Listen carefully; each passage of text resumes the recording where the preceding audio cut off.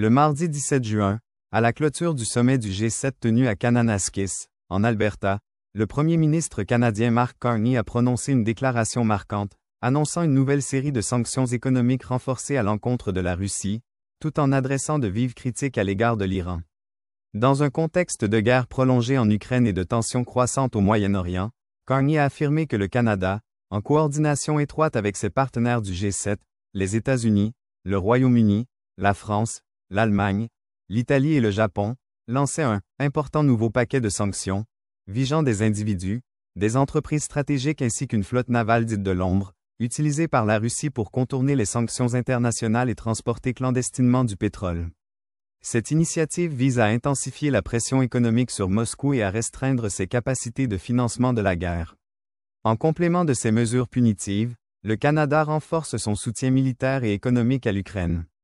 Le premier ministre a annoncé une aide directe de plus de 2 milliards de dollars destinée à fournir des drones tactiques, des munitions de précision, des véhicules blindés et de soutien logistique. S'ajoute à cela un prêt souverain de 2,3 milliards de dollars pour contribuer à la reconstruction urgente des infrastructures civiles et critiques, lourdement endommagées par les frappes russes. Il s'agit de l'une des contributions les plus importantes du Canada depuis le début de l'invasion russe en 2022, illustrant une volonté de leadership dans l'effort de soutien transatlantique à Kiev. Carney a également évoqué la situation au Moyen-Orient, où les tensions se sont intensifiées au cours des derniers mois, notamment entre Israël, l'Iran et leurs alliés respectifs. Il a souligné que les dirigeants du G7 demeurent unis dans leur engagement en faveur de la paix et de la stabilité régionale, tout en pointant du doigt l'Iran comme étant la principale source d'instabilité et de terrorisme au sein de la région.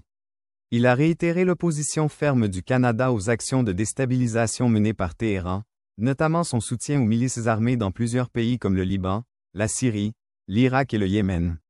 En ce qui concerne les discussions sur l'Ukraine, le sommet n'a pas donné lieu à une déclaration conjointe formelle, mais à un résumé de la présidence rédigé par Carney lui-même.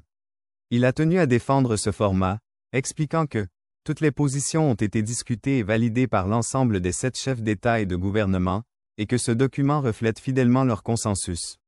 Sur le plan économique, interrogé sur les droits de douane américains sur l'acier et l'aluminium, le premier ministre a indiqué que le Canada n'avait pas encore officiellement réagi, mais qu'il surveillait de près les risques liés aux flux commerciaux de pays tiers, et la nécessité d'adopter des mesures de protection pour les industries nationales vulnérables. Il a insisté sur l'importance de préserver les chaînes d'approvisionnement stratégiques tout en évitant le dumping commercial.